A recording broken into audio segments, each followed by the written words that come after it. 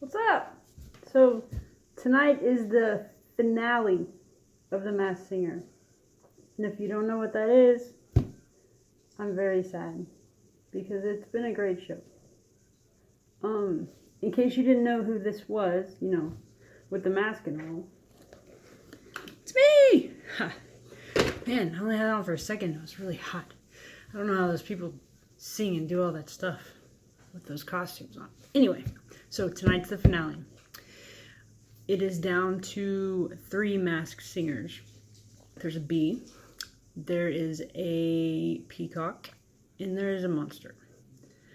I am going to tell you who all 3 of them are. I'm going to give you some reasons why I know that's who they are. And then at the end, we'll go over the numbers because the numbers don't lie. Well, I'm obviously a huge nerd, as most of you know. So I've kept notes throughout the whole season.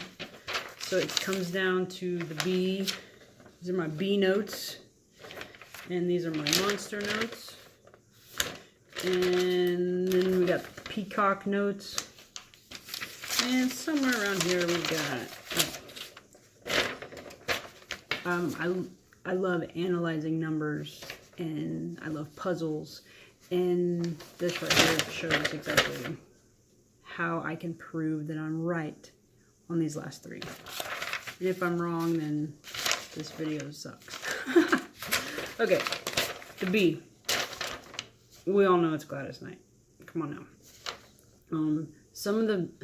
I kind of feel like that she gave some really obvious clues that, I don't know, it's like, was she trying to throw us off by giving us such obvious clues? Like, she said, I'm Queen Bee, but Empress also suits me. Well, she's the Empress of Soul. Kind of gives it away. She also admitted that she started singing in the 50s, so that kind of narrows it down. It narrowed it down to like a handful of people, right? But then when she was asked if she had ever won a Grammy, and she could have just said yes, but no, she had to say 10. I won 10 Grammys. And I kind of wondered, why was she so specific about that?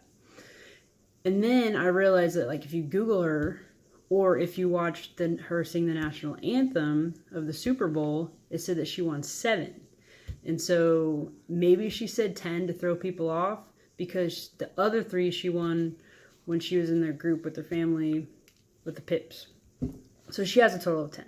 So, I mean, those 2 clues in their own pretty much point straight to her. But there's more. Okay. In one of the episodes, she is at a birth. She says she's 8 years old. She's at her brother's birthday party, and that's how they learned how to form their group. And there's a birthday cake, and it says, "Happy birthday, Bubba." Well, her brother's name is Bubba, and that's how they decided to form their group. Really obvious. There's a bunch of waffles. There's pictures of waffles, which, she had restaurants, like chicken and waffle restaurants. Let's see what else we got. Tennis balls. I was kind of wondering what the tennis balls are about, but I guess she loves tennis after Googling her. And that's it. It's the bee is Gladys Knight. Okay, next up, peacock.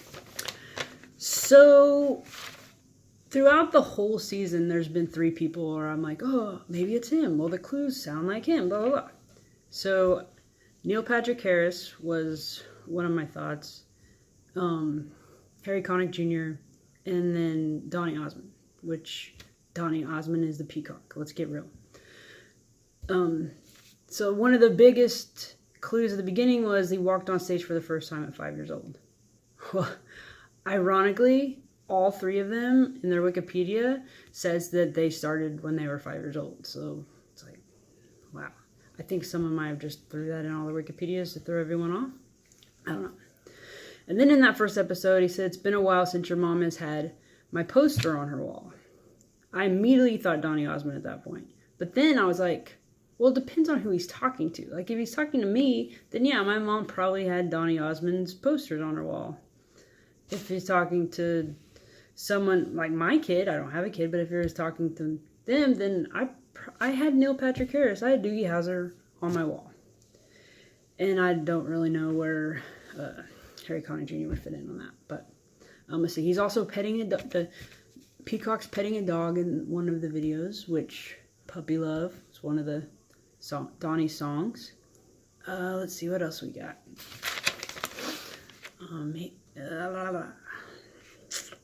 Let's see. Oh, there's a rainbow cape in one of them, and Donny Osmond was in Joseph and the Amazing Technicolor Dreamcoat, which also lines up with the week that they had to bring their item, and it was a wig. And he said that because of this wig, I've been thrown in jail. Well, he wore that wig in that Joseph and the Amazing Technicolor Dreamcoat and went to jail in that show. So, a little obvious. But what really pushed me over the edge on this one is in the very last one, he's like levitating over a couch, and there's a pink flamingo. Like, a little bit of pink flamingo. It's like, okay, that is where he performs in Vegas. So, I think that's all I got on him. But, yeah, Peacock is Donny Osmond. Monster. This one took me a while to figure out because, I mean, I'm not a big rap fan, right? So, I originally thought CeeLo Green, but, like, the voice just didn't really add up. But the monster is T-Pain. 100%. And what made me really sure about this is in the very last one, the monster gets angry and he flips the game board.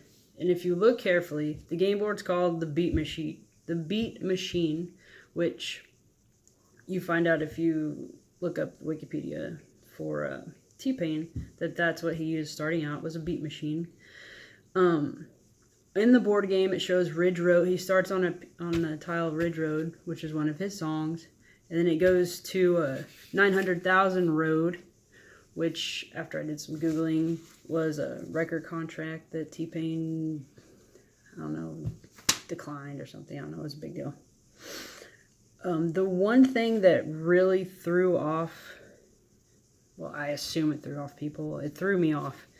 Was back when he had to bring the item, and he brought a headset, and he said, "I make my best calls on this headset." So then you're thinking, well, an announcer, like, who wears a headset? Well, T-Pain is a huge gamer, so that makes it pretty obvious. And there's so many references throughout the thing about, you know, keep my head in the game, blah, blah, blah. Want to be on top of my game. And then the clue that seals the deal is when he was asked at the very beginning if he was a professional singer. He said not to everyone. Well, that's the whole auto-tune controversy that he went through a while back. And let's see, grew up in the South, was from Florida. There was one other thing. Back to the auto-tune thing. It says he was vilified and persecuted for sounding like a ringtone. And I think he actually did like a T-Mobile app or something.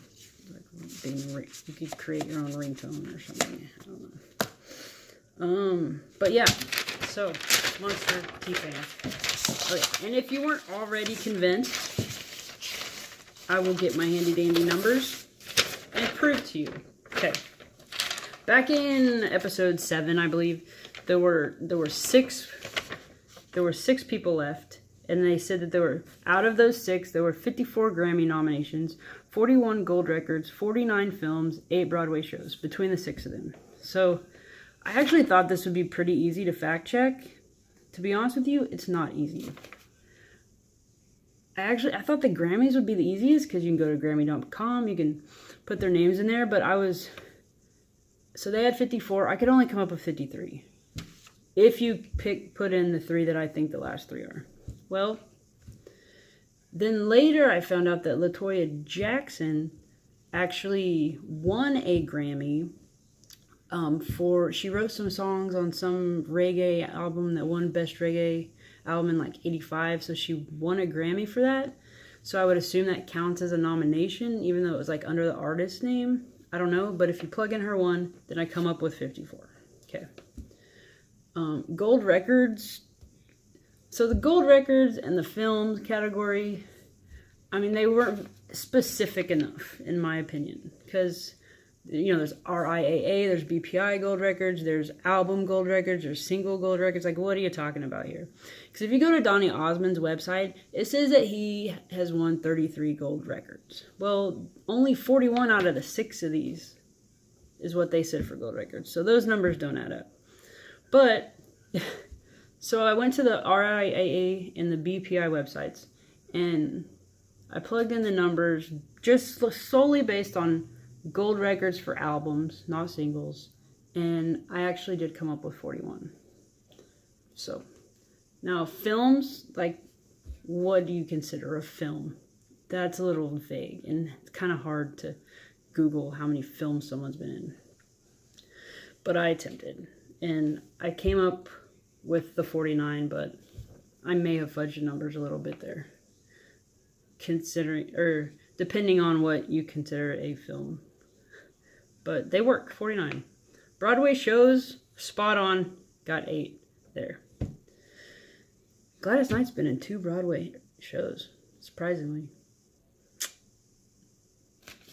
So, oh, and then I had some other facts down here that would rule out everyone else. Like, there were, for the B, there was Anita Baker, Dionne Warwick, Patti LaBelle, Diana Ross. And so, just simply plugging those numbers in wouldn't get you to totals, even though I'd already rolled all of them out. But, so, yeah. I think that is all. I mean, that's not all I have. I still have all my notes from all the other ones. But, tune in tonight. The Masked Singer. They're going to unmask the final 3. And it is going to be Donny Osmond. It is going to be... I already forgot. It's going to be T-Pain. It's going to be Donny Osmond. And it's going to be Gladys Knight. And I really have no idea who's going to win it. I kind of hope it's... I hope it's the monster. I hope T-Pain wins. But we'll see. Hopefully I didn't spoil it for you, because I feel like that's pretty obvious, but I guess we're just have to wait and see.